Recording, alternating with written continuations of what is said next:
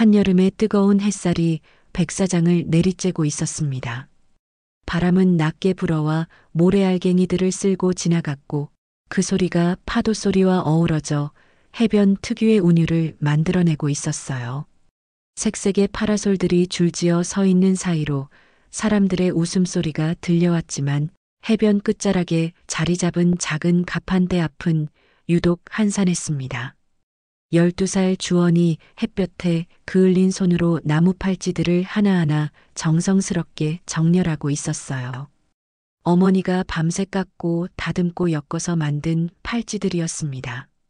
칼집과 사포를 거쳐 부드러워진 나뭇결이 오후의 강한 햇빛을 받아 은은하게 반짝이고 있었어요.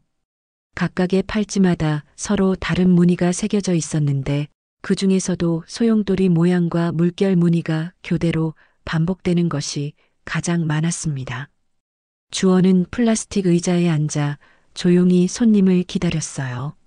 아이스박스 안에서는 시원한 음료수들이 덜컹거리는 소리가 났고 가끔 지나가는 사람들이 잠깐 눈길을 주기도 했습니다. 하지만 대부분은 가격표를 보고는 지갑을 닫고 발걸음을 돌리곤 했어요. 주원의 어깨가 조금씩 처져갔지만 그래도 포기할 수는 없었습니다. 어머니 강설이는 오늘 아침에도 미열이 있으셨어요. 새벽까지 팔찌를 엮다가 지쳐서 잠이 들었던 모습이 아직도 눈에 선했습니다. 야윈 손목과 창백한 얼굴, 그리고 가끔씩 나오는 기침 소리가 주원의 마음을 무겁게 했지만 12살 소년이 할 수 있는 일은 이렇게 가판대를 지키는 것뿐이었어요. 비릿한 바다 냄새와 근처 포장마차에서 나오는 여성의 시선 역시 주원의 가판대 위에 진열된 나무 팔찌들에 머물러 있었습니다. 여성의 표정에 설명하기 튀김 냄새가 뒤섞이는 동안 주원의 배도 출렁이듯 요동쳤습니다. 아침을 제대로 못 먹었거든요. 그래도 버텨야 했어요. 어머니를 위해서, 그리고 둘만 남은 가족을 지키기 위해서 말이에요. 오후 4시쯤 멀리서 검은 승용차 한 대가 모래밭 출입구에 서더니 천천히 사람들이 내리기 시작했습니다. 먼저 정장을 입은 중년 남성이 내렸고 그 다음으로 단정한 린넨 셋업을 입은 은빛 단발의 여성이 조심스럽게 모습을 드러냈어요. 여성의 나이는 70대 정도로 보였는데 주름진 얼굴 사이로 단단한 의지가 담긴 눈빛이 보였습니다. 해변의 소란스러운 분위기가 잠시 멎은 듯 고요함이 깔렸어요. 사람들의 시선이 자연스럽게 그 여성에게 모아졌습니다. 뭔가 범상치 않은 기운이 느껴졌거든요. 주원도 무의식 중에 그 여성을 바라보고 있었고 어려운 그늘이 드리워졌어요. 마치 오래전 잃어버린 무언가를 다시 발견한 듯한 그런 복잡한 감정이 스쳐 지나갔습니다. 주원은 왠지 모를 긴장감에 손에 땀이 났고 오늘은 분명 무언가 달라질 것 같은 예감이 온몸에 스며들고 있었습니다. 은빛 단발의 여성은 한참을 서성이다가 마침내 주원의 가판대 앞에 멈춰 섰습니다. 이은주라는 이름의 이 여성은 72세의 나이에도 불구하고 걸음걸이에서 예전의 카리스마가 느껴졌어요. 전직 건설회사 회장이었던 그녀의 위엄은 은퇴한 지금도 여전했습니다. 주원이 조심스럽게 내민 나무 팔찌 하나를 이은주는 천천히 돌려보며 깊은 숨을 고르고 있었어요. 결 매듭과 소용돌이 무늬가 교대로 반복되는 단순한 패턴이었지만 그 배열은 우연이라고 보기 어려운 정교한 규칙을 품고 있었습니다. 마치 누군가 의도적으로 특별한 의미를 담아 만든 것 같았어요. 이은주가 팔찌를 자세히 살펴보는 동안 그녀의 손목에서 소매가 비켜나며 오래된 끈팔찌 하나가 드러났습니다. 세월의 흔적으로 낡고해졌지만 놀랍게도 주원이 만든 팔찌와 똑같은 문양이 반복되어 있었어요. 색깔은 바래고 끈은 늘어났지만 무늬의 배열과 매듭의 방식이 완전히 일치했습니다. 이은주는 잠시 먼 바다를 바라보며 과거의 기억 속으로 빠져들었어요. 그리고 다시 주원을 보았을 때 그 아이의 얼굴선과 눈매의 곡선이 어딘가 가슴을 저미게 했습니다. 어디서 본 듯한 익숙함이었지만 동시에 오랫동안 잊고 지냈던 아픔이 되살아나는 느낌이었어요. 그때 뒤편에서 금태 안경을 쓴 중년 남성이 다가왔습니다. 노태식이라는 이름의 이 남자는 지역 유지이자 리조트 개발을 추진하고 있는 세력의 핵심 인물이었어요. 번들거리는 정장을 입고 있었지만 눈빛은 차가웠습니다. 그는 주변 상인들을 훑어보며 분위기를 싸늘하게 만들었어요. 분위기 망친다며 가판대를 당장 정리하라고 독촉하는 노태식의 목소리가 파도 소리를 압도했습니다. 관광객들에게 보기 흉하다는 것이 그의 논리였어요. 주원의 손등이 굳어지고 어깨가 움츠러들었습니다. 이런 일이 처음이 아니었거든요. 하지만 이은주의 눈동자가 마침내 결심의 빛을 띠기 시작했습니다. 그녀는 노태식의 말을 무시하고 주원에게 천천히 말을 걸었어요. 이 팔찌들을 모두 사겠다고, 그리고 가능하다면 이 아이의 어머니도 함께 만나보고 싶다고 조용히 청했습니다.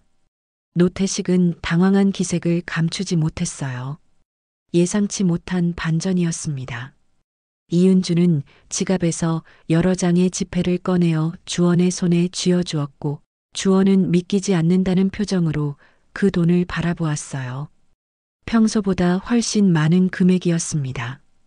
바다는 느리게 그러나 확실히 결을 바꾸고 있었습니다. 오늘 오후의 만남이 단순한 우연이 아닐 것이라는 예감이 모두의 마음에 스며들었어요. 이은주는 주원에게 집까지 안내해달라고 부탁했고 주원은 고개를 끄덕이며 가판대를 정리하기 시작했습니다. 해변 뒤편으로 이어지는 비좁은 골목길을 따라 올라가면서 이은주는 발걸음을 조심스럽게 옮겨 놓았습니다. 아스팔트가 울퉁불퉁하고 가파른 언덕길이 계속되었어요.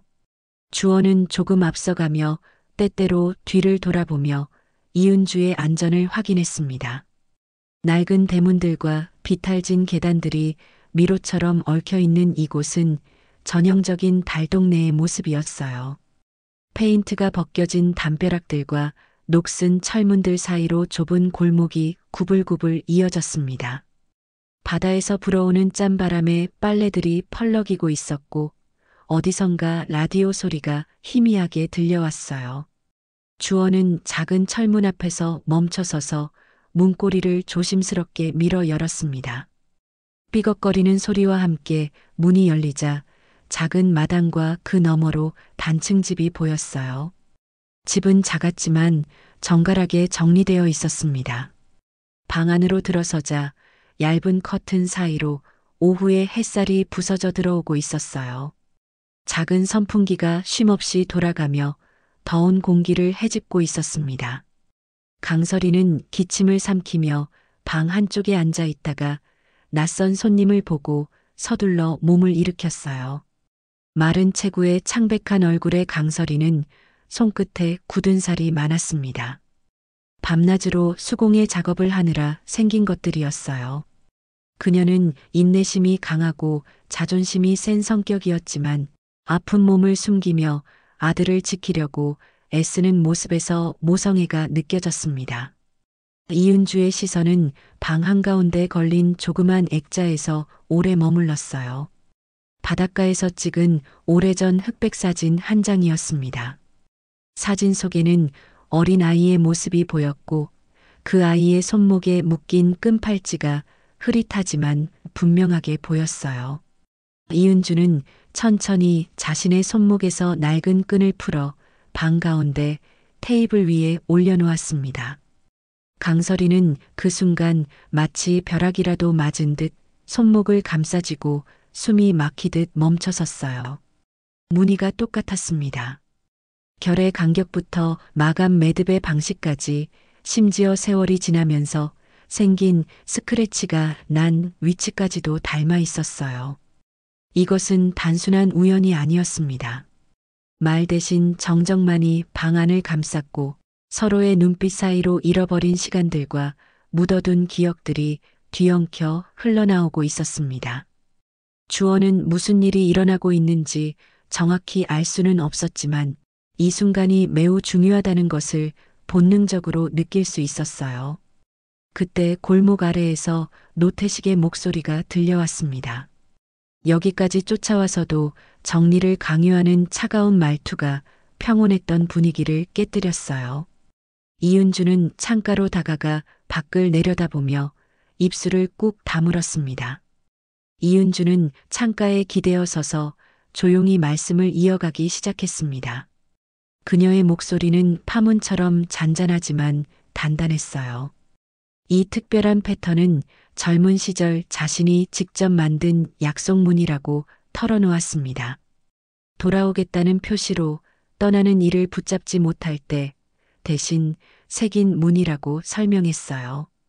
이별의 아픔을 달래고 재회의 희망을 담아 만든 특별한 암호 같은 것이었습니다. 강설인의 눈이 흔들리기 시작했고 주원은 테이블 모서리를 꼭 잡으며 긴장한 표정으로 이야기를 듣고 있었어요. 이은주는 오래전 해안 방파제에서 잃어버린 가족 이야기를 천천히 풀어놓았습니다.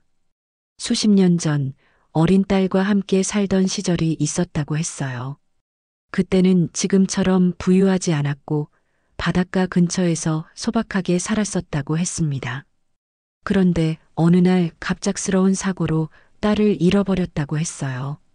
파도가 높았던 날 방파제 근처에서 놀던 아이가 순식간에 물에 휩쓸려 사라져버렸다는 것이었습니다.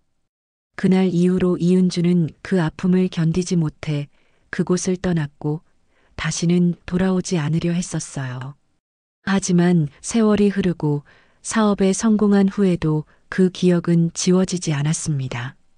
특히 딸의 손목에 직접 묶어주었던 약속무늬 팔찌를 잊을 수가 없었어요. 그 팔찌는 엄마가 돌아올 때까지 기다리라는 의미로 만들어준 것이었습니다. 이름보다 먼저 무늬가 기억을 데려왔고 무늬보다 먼저 손끝의 감각이 그날의 체온을 되살렸어요. 강설이는 이은주의 이야기를 들으며 자신의 기억을 더듬어 보았습니다. 어릴 적 바다에서 있었던 일들, 그리고 자신이 어떻게 이 팔찌를 갖게 되었는지를 말이에요. 강설이는 끝내 고개를 끄덕이며 자신의 팔찌를 풀어 이은주의 것 옆에 나란히 올려두었습니다. 두 가닥의 끈이 서로를 비추듯 완전히 닮아 있었어요. 단순한 우연이 아니라 운명적인 만남이었습니다. 방 안의 선풍기 소리가 낮아지고 바깥의 갈매기 울음소리가 더 선명하게 들려왔어요. 이은주는 강설인을 조심스럽게 딸의 이름으로 불러보았고 강설인은 오래된 벽시계를 힐끗 보신 뒤 내려앉은 마음을 추스르려 했습니다. 인정하는 것은 쉬웠지만 용서하는 것은 어려웠어요. 수십 년간의 이별과 그리움, 그리고 혼자 감당해야 했던 모든 고난들이 한순간에 되살아났습니다. 하지만 두려움과 서러움 사이로 어머니의 손이 먼저 내밀어졌고 딸의 손끝이 그것을 받아들이자 굳은 살이 서로를 알아보듯 포개어졌습니다. 주원은 이 모든 상황을 지켜보며 자신에게 갑자기 할머니가 생긴 것인지 아직 실감이 나지 않았어요. 하지만 어머니의 얼굴에 피어난 안도감과 이은주의 눈가에 맺힌 눈물을 보니 이것이 진짜라는 것을 알 수 있었습니다. 평온한 재회의 시간은 오래가지 못했습니다. 갑자기 문이 거칠게 벌어지면서 노태식이 몇 명의 사람들을 데리고 들어왔어요. 불법 노점 단속이라는 명목하에 가판대와 박스들을 모두 차에 싣겠다고 고압적으로 밀어붙였습니다. 좁은 방이 순식간에 소란스러워졌어요.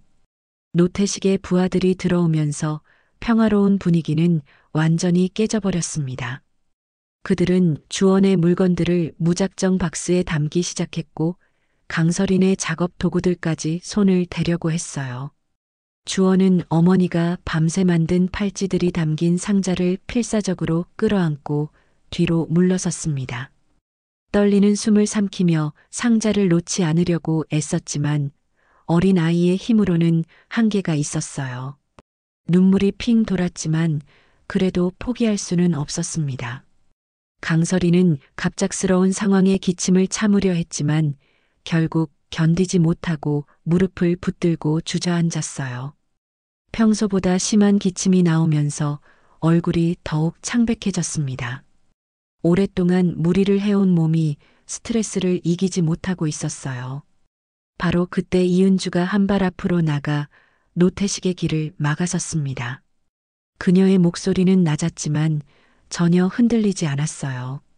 70 넘은 나이에도 불구하고 전직 회장으로서의 카리스마가 온몸에서 뿜어져 나왔습니다. 이 집에 함부로 손대지 말라고, 그리고 해변 노점, 정비라는 명목으로 약자들을 몰아내는 방식에는 더 이상 자신의 회사 이름을 얹을 생각이 없다고 분명히 밝혔어요. 노태식의 리조트 개발 계획에 투자하려던 계획을 철회한다는 의미였습니다. 노태식의 표정이 굳어졌고 방 안의 공기는 더욱 뜨거워졌어요. 예상치 못한 반전에 당황한 그는 잠시 말을 잇지 못했습니다. 이은주의 투자 없이는 리조트 건설이 어려워질 상황이었거든요. 잠시 침묵이 흐른 후 이은주는 자신의 본명과 과거 직함을 당당하게 밝혔습니다. 동양건설 전 회장 이은주라고 소개한 순간 노태식을 포함한 모든 사람들의 시선이 그녀에게 집중되었어요. 노태식의 혀끝에서 변명과 사과가 우수수 쏟아지려다가 멈췄습니다. 상황이 완전히 뒤바뀐 것을 깨달은 거예요. 그는 억지로 미소를 지으며 오해가 있었다고 둘러대려 했지만 이은주는 더 이상 들으려 하지 않았습니다. 오늘의 거래는 없다고, 대신 이 집, 사람들의 치료와 생계를 본인이 직접 책임지겠다고 이은주는 단호하게 마침표를 찍었어요. 그리고 노태식과 그의 부하들에게 당장 나가라고 명령했습니다. 바깥 바람이 방향을 바꾸듯이 이야기의 흐름도 완전히 새로운 결을 만들어가기 시작했습니다. 위기는 전환점이 되었고 진정한 가족의 의미를 확인할 수 있는 계기가 마련되었어요. 제육장, 밤, 병원의 창, 절정 직전이기. 노태식 일행이 물러간 후 강설인의 상태가 급격히 악화되었습니다. 기침이 멈추지 않았고 열이 오르기 시작했어요. 이은주는 망설이지 않고 즉시 병원으로 가자고 제안했습니다. 앰뷸런스 대신 자신의 검소한 승용차를 이용해서 골목을 조심스럽게 빠져나왔어요. 병원 응급실의 희미한 조명이 길게 복도를 비추고 있었습니다. 수납 창구의 전광판에는 밤늦은 시간에도 숫자들이 계속 넘어가고 있었어요. 의료진들이 바쁘게 오가는 모습이 보였고 여기저기서 들려오는 기계음들이 긴장감을 더했습니다. 몇 시간의 기다림 후에 나온 검사 결과지는 낯선 의학 용어들로 가득했지만 요점은 명확했어요. 만성 영양실조와 폐렴성 변화, 그리고 제때 치료받지 않으면 재발 가능성이 높다는 진단이었습니다. 강설이는 의사의 설명을 들으며 담담함을 유지하려 애썼지만 손끝이 미세하게 떨리고 있었어요. 그동안 아픈 몸을 숨기며 아들을 키우느라 자신의 건강을 돌보지 못했던 결과였습니다. 치료비에 대한 걱정도 앞서고 있었고요. 주원은 병원 대기실의 플라스틱 의자에 앉아 신발끈을 계속 매만지며 고개를 숙이고 있었어요. 어머니가 아프다는 것을 알고는 있었지만 이렇게 심각한 상태인지는 몰랐거든요. 12살 아이에게는 감당하기 어려운 현실이었습니다. 이은주는 보호자 서류를 작성하면서 잠깐 펜을 멈췄어요. 법적으로는 아직 남남인 상태였고 혈연 관계를 증명할 서류도 없었습니다. 하지만 선택은 이미 끝나 있었어요. 그녀는 모든 치료비와 입원비를 보증하겠다는 서류에 서명했습니다. 병실이 배정된 후 이은주는 기본적인 입원 물품들을 준비했어요. 병원 매점에서 파자마와 세면도구, 그리고 주원을 위한 간단한 음식들을 사왔습니다. 밤이 깊어가는 동안에도 그녀는 병실 곁을 지켰어요. 유리창 밖으로는 도시의 네온 사인들이 느리게 깜빡이고 있었습니다. 병실 안에서는 산소 포화도를 측정하는 기계의 수치가 주기적으로 오르내렸어요. 강설인의 호흡이 조금씩 안정되어 가는 것을 확인할 수 있었습니다. 이은주는 창가 의자에 앉아 잠든 주원의 어깨에 담요를 덮어주었어요. 이 아이가 자신의 외손자라는 사실이 아직도 꿈 같았습니다. 수십 년 만에 되찾은 가족이었거든요. 서로 다른 지난 날들이 오늘 같은 창틀 아래에서 만나 내일을 위한 새로운 희망의 공간을 조심스럽게 비워놓고 있었습니다. 치료가 잘 되기만 한다면 이제는 정말로 함께 살 수 있을 것 같았어요. 며칠간의 집중 치료 끝에 강설인의 열이 완전히 가라앉았습니다. 담당 의사는 느리지만 확실한 호전을 보이고 있다고 설명했어요. 적절한 영양 공급과 충분한 휴식, 그리고 약물 치료가 효과를 보고 있었습니다. 주원은 병실 창가에 놓인 작은 화분에 물을 주며 환하게 웃었어요. 어머니의 얼굴에 혈색이 돌아오는 것을 보니 정말 기뻤습니다. 그동안 얼마나 걱정했는지 모르거든요. 이제는 정말로 괜찮아질 것 같았어요.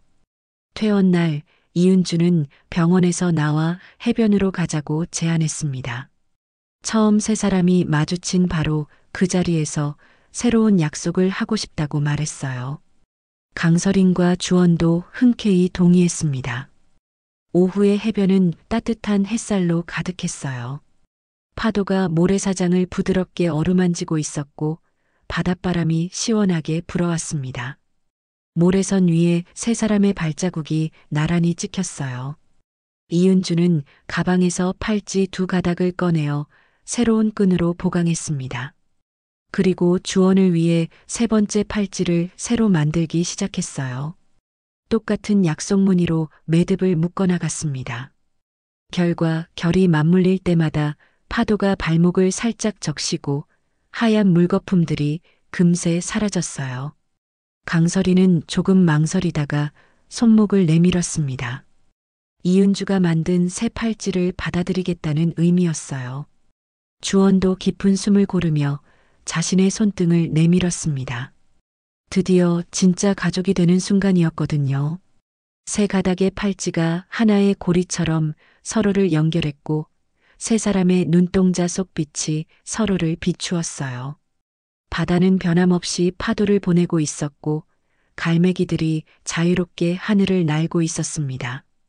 멀리서 노태식의 차량이 잠시 멈칫하더니 방향을 돌려 떠나가는 모습이 작게 보였어요. 그의 리조트 계획은 무산되었고 해변은 다시 원래 모습을 되찾았습니다. 사람들의 웃음소리와 아이들의 뛰어노는 소리로 가득 찼어요. 이은주는 강설인과 주원에게 앞으로의 계획을 이야기했습니다. 해변 근처에 작은 공방을 만들어서 함께 수공예품을 만들고 판매하자고 제안했어요. 그리고 주원에게는 학교도 제대로 다닐 수 있게 해주겠다고 약속했습니다. 오래 지연되어 왔던 가족의 재결합이 마침내 바다 앞에서 이루어졌어요. 약속 무늬로 연결된 세 사람의 새로운 시작이 오늘 이 해변에 새겨지고 있었습니다. 제8장 새벽 등대의 집 결말의 소 새벽녘 작은 등대의 불빛이 골목 끝을 은은하게 밝히고 있었습니다. 오래된 주택가의 낡은 처마에는 새 깃발처럼 하얀 빨래들이 바닷바람에 펄럭이고 있었어요. 병원에서 완전히 회복되어 퇴원한 강설인이 천천히 집 현관턱을 넘어서고 있었습니다. 집안의 분위기는 여전히 소박했지만 공기 자체가 완전히 달라져 있었어요. 부엌에서는 미역국이 조용히 끓고 있었고 구수한 냄새가 집 전체를 따뜻하게 감쌌습니다. 거실 테이블에는 새로운 설계 도면들이 가지런히 펼쳐져 있었어요. 이은주는 뜨거운 차를 우리며 앞으로의 계획에 대해 차근차근 설명하기 시작했습니다. 바닷가에 작은 공방을 함께 꾸리자는 제안이었어요. 지역의 다른 여성들과도 손을 모아 해변 장터를 더 공정하고 체계적으로 재편하고 동시에 아이들을 위한 목공 수업도 정기적으로 운영하자는 계획이었습니다. 주원은 망설임 없이 환한 미소를 지으며 좋다고 대답했어요. 그리고 테이블 위에 연필을 집어들어 자신만의 아이디어를 스케치하기 시작했습니다.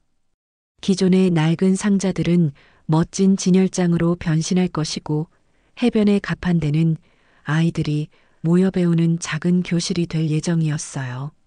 노태식의 리조트 개발 계획은 시민 설명회에서 주민들의 강한 반대에 부딪혀 대폭 수정안을 요구받게 되었습니다. 바다는 누구 한 사람의 소유물이 아니라 모든 사람이 함께 누려야 할 공공의 자산이라는 것을 다시 한번 확인받았어요. 개발보다는 보존과 상생의 방향으로 정책이 바뀌었습니다. 창문을 활짝 열어 젖히자 소금기 어린 상쾌한 바람이 집 안으로 부드럽게 스며들었어요. 아침 해가 떠오르면서 바다가 황금빛으로 반짝이고 있었습니다. 새로운 하루가 시작되는 순간이었어요. 세 사람의 손목에서는 똑같은 약속 무늬가 새겨진 팔찌 세 가닥이 아침 햇살을 받아 나란히 빛나고 있었습니다. 오래도록 멈춰있던 시간이 이제야 다시 흐르기 시작한 것 같았어요. 과거의 아픔은 치유되었고 현재는 행복으로 가득했으며 미래는 희망으로 빛나고 있었습니다. 오늘의 아침 식탁에는 뜨거운 미역국과 갓 지은 따끈한 밥이 정성스럽게 차려져 있었어요. 그리고 무엇보다 소중한 것은 서로를 부르는 새로운 호칭들이었습니다. 할머니, 엄마 그리고 우리 주원이라고 부르는 따뜻한 목소리들이 식탁을 둘러싸고 있었어요. 강설이는 이제 더 이상 혼자가 아니었습니다. 주원에게는 든든한 할머니가 생겼고 이은주에게는 오랫동안 그리워했던 가족이 돌아왔어요. 세 사람 모두 우리 가족이라고 부를 준비가 완전히 되어 있었습니다. 바다는 여전히 파도를 보내고 있었고 갈매기들은 자유롭게 하늘을 날고 있었어요. 하지만 이제 이 해변에는 새로운 이야기가 시작되고 있었습니다. 사랑과 용서, 그리고 진정한 가족의 의미를 담은 아름다운 이야기가 말이에요. 제8장 새벽 등대의 집, 결말의 소. 새벽녘 작은 등대의 불빛이 골목 끝을 은은하게 밝히고 있었습니다.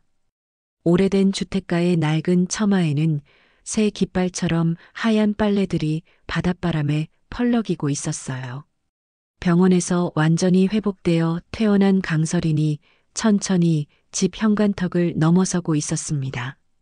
집안의 분위기는 여전히 소박했지만 공기 자체가 완전히 달라져 있었어요. 부엌에서는 미역국이 조용히 끓고 있었고 구수한 냄새가 집 전체를 따뜻하게 감쌌습니다. 거실 테이블에는 새로운 설계 도면들이 가지런히 펼쳐져 있었어요.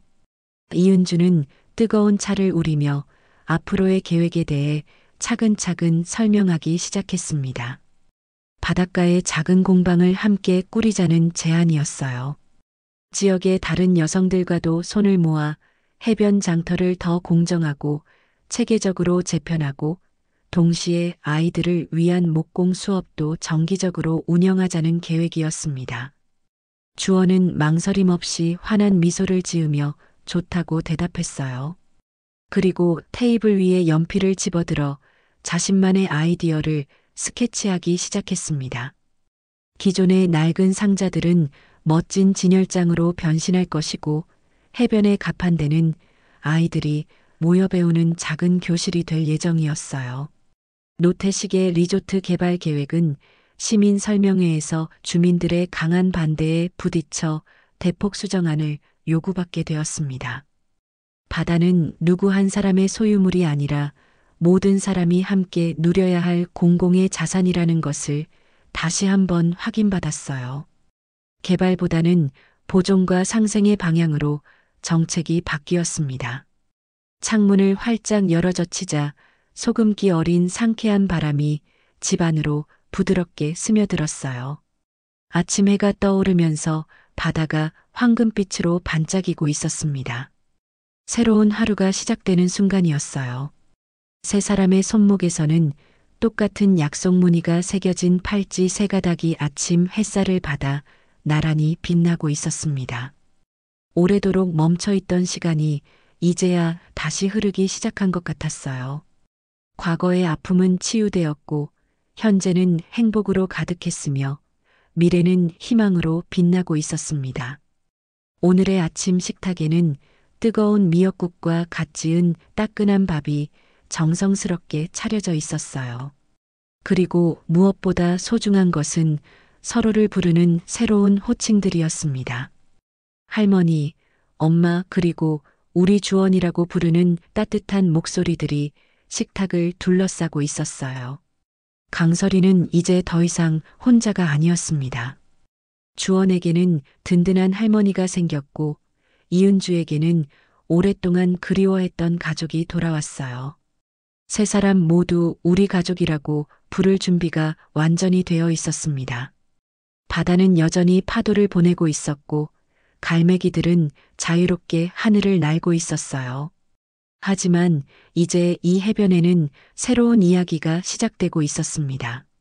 사랑과 용서, 그리고 진정한 가족의 의미를 담은 아름다운 이야기가 말이에요.